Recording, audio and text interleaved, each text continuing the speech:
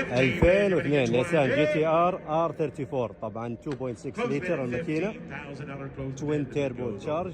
طبعا دركسون يمين، هذا تو واصل من اليابان الى امريكا. طبعا واصل في نهايه سنه 2023. دركسون يمين عادي، ما يحتاج يحولوه او شيء.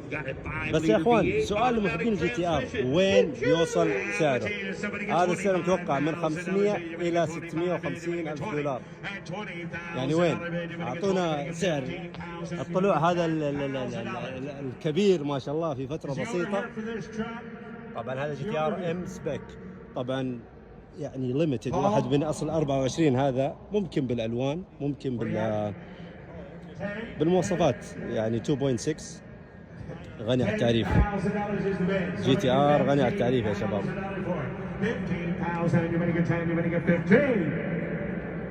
دركسون يمين.